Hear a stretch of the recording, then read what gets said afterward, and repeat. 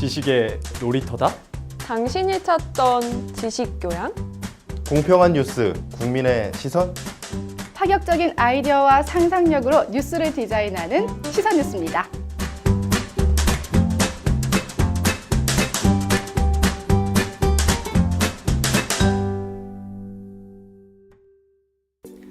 안녕하세요. 건강프라임 이승재입니다. 대한민국은 OECD 국가 중에서도 노동시간이 길기로 유명한 국가입니다. 어른들뿐만 아니라 아이들까지도 하루 종일 공부에 매달리느라 피로가 쌓이는데요. 이렇게 피곤함을 느끼는 사람들이 정신을 차리기 위해서 커피나 에너지 드링크를 통해 카페인을 섭취하곤 합니다. 전 세계적으로 가장 많이 사용되는 정신 활성 물질인 카페인. 이 카페인의 섭취가 늘고 있는 현대인들의 건강에는 큰 문제가 없는 걸까요? 건강프라임에서 자세하게 알아보겠습니다. 먼저 우리 사회에서 카페인을 얼마나 섭취하는지 살펴볼까요? 이 피로사회라 불리는 대한민국인 만큼 카페인 섭취량도 지속적으로 늘어나고 있습니다. 한 편의점 업체가 실시한 설문조사에 따르면 올해 1분기를 기준으로 한 에너지 음료의 매출이 지난해 같은 기간보다 무려 22%나 증가했습니다. 또 커피의 경우도 지난해 국내에서 소비된 커피만 250억 잔 정도로 집계됐는데요. 한국 인구를 약 5천만 명이라고 한다면 1인당 1년에 커피 500잔, 하루에 한 잔 이상의 커피를 마신 셈이죠. 이처럼 커피와 에너지 드링크의 매출이 증가한다는 것은 카페인의 섭취가 늘어나고 있다는 것을 보여주기도 하지만 고카페인을 짧은 시간 안에 섭취한다는 것을 의미하기도 합니다. 그렇다면 이처럼 많은 카페인을 빠른 시간 안에 섭취했을 때 신체에는 어떤 증상이 나타날까요? 요새 좀 각성을 위해서 카페인 음료를 많이 드시게 되는데 에너지 드링크가 특히 대표적이죠. 그래서 그것은 이제 보통 최소한 카페인이 100mg부터 시작을 하고 많은 것은 300mg까지 들어가 있습니다. 근데 커피와 다르게 이제 에너지 드링크는 차갑게 드시는 경우가 많고 빠른 시간 동안 여러 잔을 드시는 경우가 많기 때문에 쉽게 고카페인에 노출돼서 몸에 좀 적응할 수 있는 시간도 훨씬 줄어들게 됩니다. 그래서 일단 각성이 일단 기본적으로 되고요. 심하면 이제 앞서 말씀드렸듯 이명 증상이라든가 가슴이 두근거리는 것, 그리고 불쾌한 느낌들이 나타나게 되는데 우리가 이것을 이제 1g 정도까지 카페인을 복용하게 되면 가슴 두근거림과 함께 환시도 볼 수가 있고 이명도 시작이 됩니다. 그리고 그것이 그럴 리는 없겠지만 이제 10g 이상 카페인에 노출되게 되면 경련과 함께 사망에도 이를 수 있는 치명적인 결과를 초래할 수 있기 때문에 에너지 드링크는 주의해서 복용을 하셔야 되겠습니다. 그렇다면 우리는 어떻게 카페인을 섭취하는 것이 좋을까요? 무엇보다 문제가 되지 않을 만큼의 카페인을 섭취하는 것이 중요합니다. 식품의약품안전처에 따르면 성인 1인의 카페인 1일 섭취량은 400mg입니다.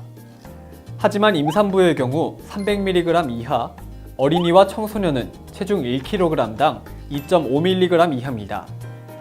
즉 체중이 60kg 나가는 청소년의 경우 하루 권장량은 150mg인 거죠.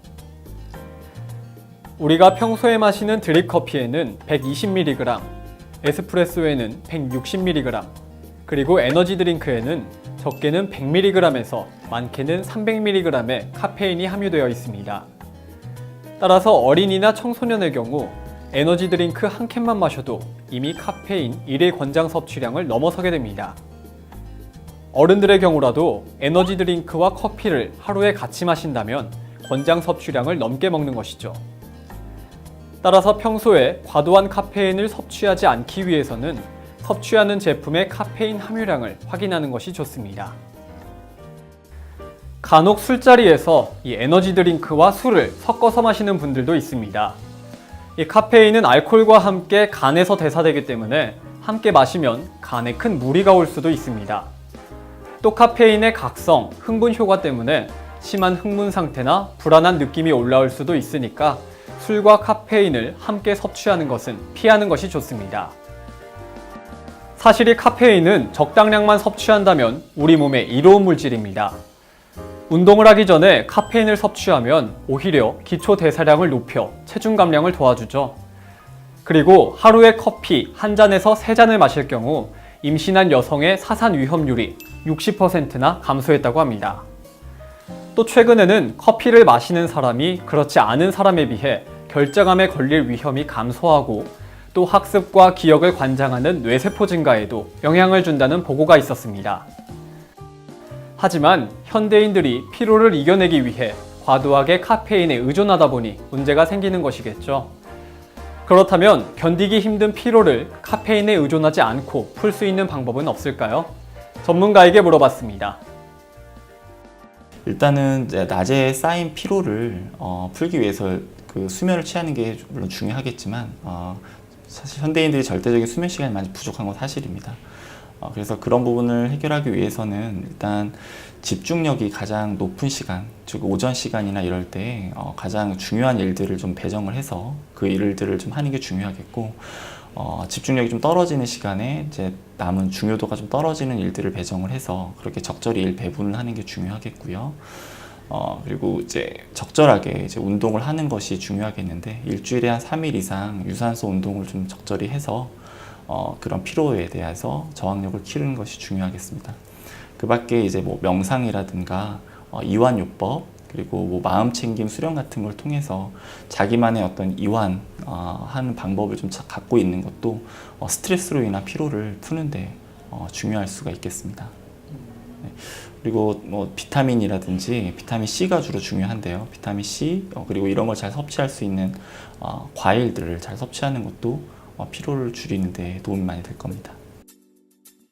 카페인을 너무 과도하게 섭취하게 되면 내성이 생겨 각성 효과가 떨어질 수도 있고, 또 섭취하다 멈추면 금단 증상으로 두통과 피로가 몰려온다고 합니다. 그래서 에너지 드링크를 먹고 난 후에 더 피곤함을 호소하는 사람들이 발생하는 겁니다. 이 피로를 풀기 위해 했던 행동이 오히려 더 피곤하게 만드는 것이죠.